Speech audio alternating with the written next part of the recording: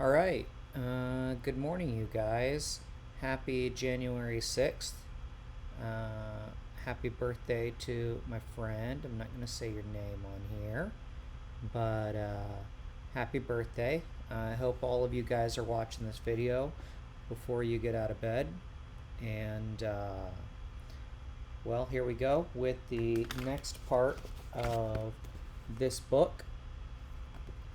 And today we are reading through The Power of a Paradigm Shift. So I hope you guys enjoy. And as normal, I'll start the timer. Here we go. The Power of a Paradigm Shift. Perhaps the most important insight to be gained from the perception demonstration is in the area of paradigm shifting, what we might call the aha experience when someone finally sees. Experience when someone finally sees the composite picture in another way. The more bound a person is by the initial perception, the more powerful the aha experience is. It's as though the light were suddenly turned on inside. It's as though a light were suddenly turned on inside. The term paradigm shift was introduced by Thomas Kuhn in his highly influential landmark book, The Structure of Scientific Revolutions. Kuhn shows how almost every significant breakthrough in the field of scientific endeavor is first a break with tradition, with old ways of thinking, with old paradigms. For Ptolemy, the great Egyptian astronomer, the Earth was the center of the universe, but Copernicus created a paradigm shift, and a great deal of resistance and persecution as well, by placing the sun at the center. Suddenly, everything took on a different interpretation. The Newtonian model of physics was a clockwork paradigm and is still the basis of modern engineering, but it was partial, incomplete. The scientific world was revolutionized by the Einsteinian paradigm, the relativity paradigm, which had much higher predictive and explanatory value. Until the germ theory was developed, a high percentage of women and children died during childbirth, and no one could understand why. In military skirmishes, more men were dying from small wounds and diseases than from the major traumas on the front lines. But as soon as the germ theory was developed, a whole new paradigm, a better, improved way of understanding was what was happening.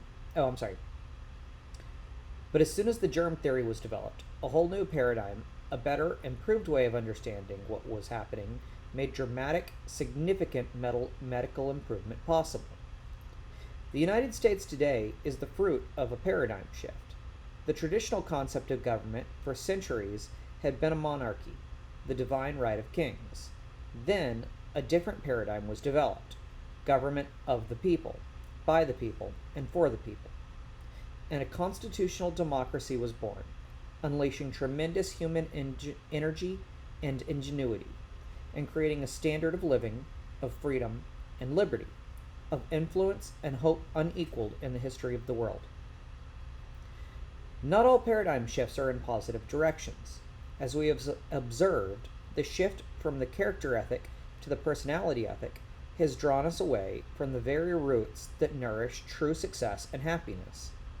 But whether they shift us in positive or negative directions, whether they are instantaneous or developmental, paradigm shifts move us from one way of seeing the world to another, and those shifts create powerful change. Our paradigms, correct or incorrect, are the sources of our attitudes and behaviors, and ultimately our relationships with others. I remember a mini paradigm shift I experienced one Sunday morning on a subway in New York. People were sitting quietly, some reading newspapers, some lost in thought, some resting with their eyes closed. It was a calm, peaceful scene. Then suddenly, a man and his children entered the subway car. The children were so loud and rambunctious that instantly the whole climate changed. The man sat down next to me and closed his eyes, apparently oblivious to the situation. The children were yelling back and forth, throwing things, even grabbing people's papers. It was very disturbing, and yet the man sitting next to me did nothing. It was difficult not to feel irritated.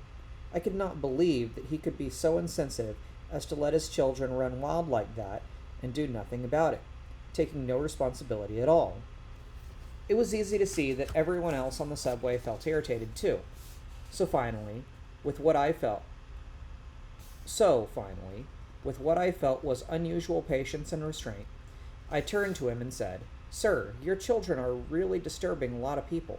I wonder if you couldn't control them a little more."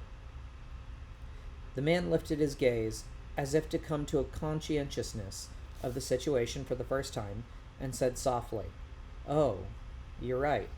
I guess I should do something about it.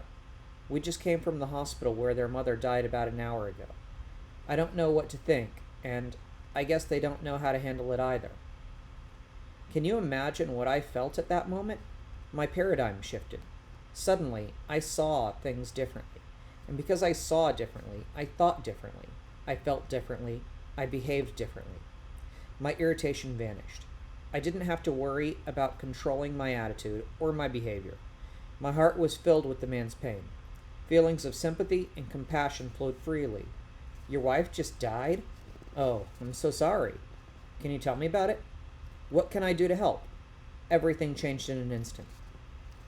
Many people experience a similar fundamental shift in thinking when they face a life-threatening crisis and suddenly see their priorities in a different light, or when they suddenly step into a new role, such as that of husband or wife, parent or grandparent, manager or leader.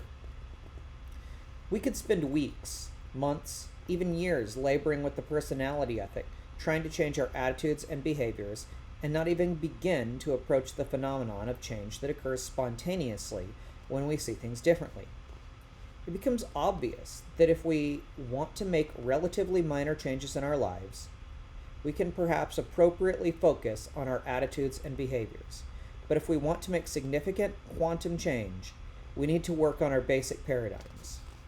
In the words of Thoreau, "For every 1,000 hacking at the leaves of evil, there is one striking at the root."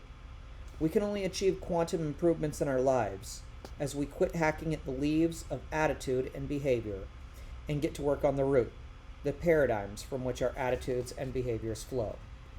Okay, so how much time is left on the clock? 2 minutes. Let's see if I can fit another one of these in. Yeah, we'll fit the next one in. Seeing and being. Of course, not all paradigm shifts are instantaneously. Unlike my instant insight on the subway, the paradigm shifting experience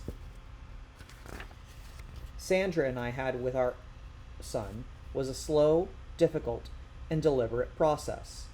The approach we had first taken with him was the outgrowth of years of conditioning and experience in the personality ethic. It was the result of deeper paradigms we held about our own success as parents, as well as the measure of success of our children.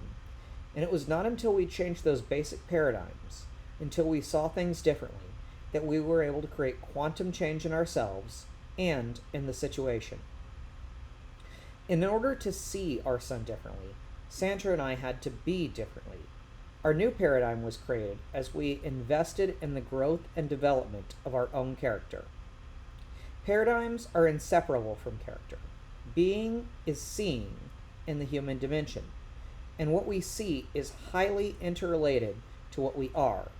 We can't go very far to change our seeing without simultaneously changing our being, and vice versa. Even in my apparently instantaneous paradigm shifting experience that morning on the subway, my change of vision was a result of and limited by my basic character. I'm sure that there are people who, even suddenly understanding the true situation, would have felt no more than a twinge of regret or vague guilt as they continued to sit in embarrassed silence beside the grieving, confused man. On the other hand, I am equally certain that there are people who would have been far more sensitive in the first place, who may have recognized that a deeper problem existed and reached out to understand and help before I did. Paradigms are powerful because they create the lens through which we see the world. The power of a paradigm shift is the essential power of quantum change, whether that shift is an instantaneous or a slow and deliberate process. Alright, I assume that this timer is about to go off. Yeah, it is. So I'm going to leave you guys right there. And that was a cool effect. Tomorrow we will come back and read The Principle-Centered Paradigm.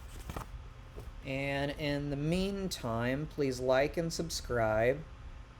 And come on, search bar, whatever you're called. And go check out my music on Spotify. Just type in William K. and click some songs and listen. And I hope you enjoy. Thank you so much.